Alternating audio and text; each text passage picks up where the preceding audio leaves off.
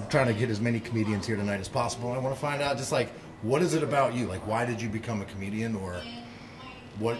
Let's start there. Why did you start doing comedy? How about that? I guess I kind of started doing comedy because I'm terrified of public speaking. I've always been extremely nervous, had a lot of social anxiety, been, overanalyzed even conversations. So getting up on the mic and kind of just putting myself out there was like a huge thing for me. And it's kind of been a pivotal point in my life because it's the first time I felt like what I had to say was important and people actually wanted to hear it. Nice. Okay. So. Amanda's coming up next. I hope you like her. Thank you so much. God bless you. Thank you very much.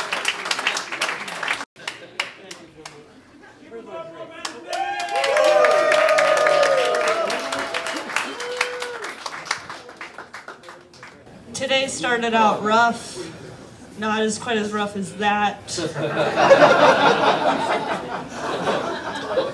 My morning was just filled with one oversized load after another. I mean, doesn't anyone just buy a house and leave it where they bought it? They don't just have to transport it. That one didn't work, we got it. What's your day job?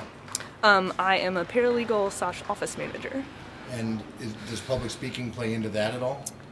I don't do a lot of public speaking. I do a lot of like one-on-one speaking, but not to like a huge crowd. So like I'm better with one-on-one because there's a lot less pressure versus like a big room of people. Sure.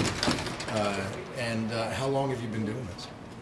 Comedy, I started January 5th will be my 1 year. Oh, right on. So almost a year. And is it mostly open mics, or have you gotten any paid gigs? I've definitely gotten a couple paid gigs and just gigs in general. I'll take kind of pretty much anything I can get. Go for it, guys. You can be in the background of the video. Yeah! No! As long as you're not Pop in. the main focus of the video. Oh, gosh. I'll get you later, Nathan. He's the full name there. Nathan Carlson, that's what I thought your name was. Yeah, that's my name. Is that your name? Yeah, that's my name. Okay. Do people call you Nate? I give women a different name. Oh, I didn't know that. It's going to be on YouTube now, though. What did you think his name was? I was like, that's not what he told me. I didn't even know it was a comic. He hides it well. It's like just like his identity. Yeah. I went to my first bachelorette party this month, and I learned a few things. Green is an unacceptable color for a man's tux. Girls watch porn on Twitter. And a blowout something that you do with your hair in a blow dryer and not in fact when you shit your pants. So what have you learned doing stand-up that was the most surprising to you?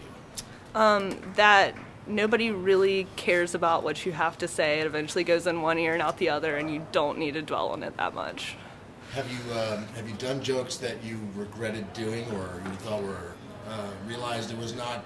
Maybe it was offensive or something like that, and then There's definitely jokes that I think are funny that don't hit, but I think the coolest part is that usually the ones that I'm afraid to say that I think only I think will funny are the ones that turn out the best, and so that's where I get the most reward. Yes, the surprises. Yes. Do you go pretty dark in your comedy?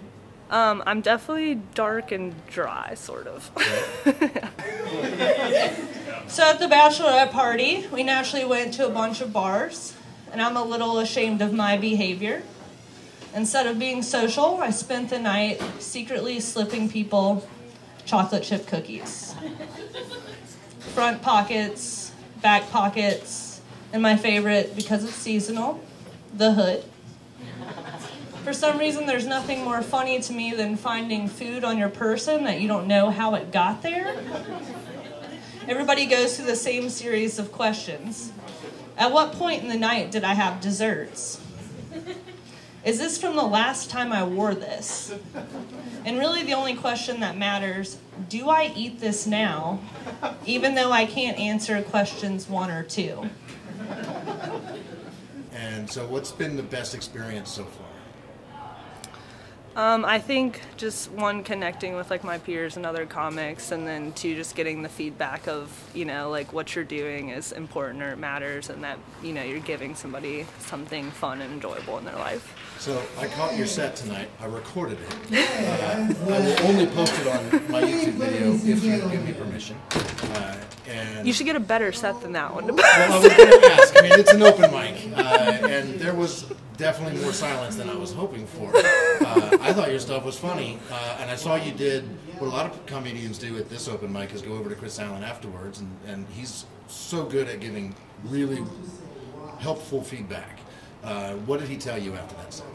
He gave me like a different tagline to put at the end to try something new. That's kind of like an older joke that I've done, so he gave me like a different spin on it, so how he kind of perceived where it was going versus where I took it and where it might be funny for other people. Is that the kind of feedback you can take that and work with that? Yeah, it's awesome feedback. Very helpful. Cool. Anything else I didn't ask you that we should have? No, that's good. Awesome. Full name? Amanda Fitzgerald. And cool to put this on YouTube? Yeah, that's fine. And what about your set? I probably won't put like the whole set or anything like that, but I might excerpt some jokes or something out of that. Is there anything you'd rather me not do that for? No, you're good. I was raised on the 3 C's: Christianity, concealed carry, and country crock. I bet some of you didn't even hear my accent until just now, but I guess my mouth does something weird when it has a C word in it. But I grew up in the type of household where everything that my father did seemed like he was trying to make me into a lesbian that he would then later pray for. One time we watched Brokeback Mountain together, but for the scenery. There's this famous line that Jake Gyllenhaal says to Heath Ledger. He says, "I just can't quit you."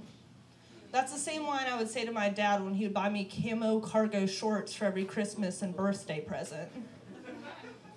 He thought that he was trying to make my coloration cryptic to the outside world, but really it was just my sexuality. It's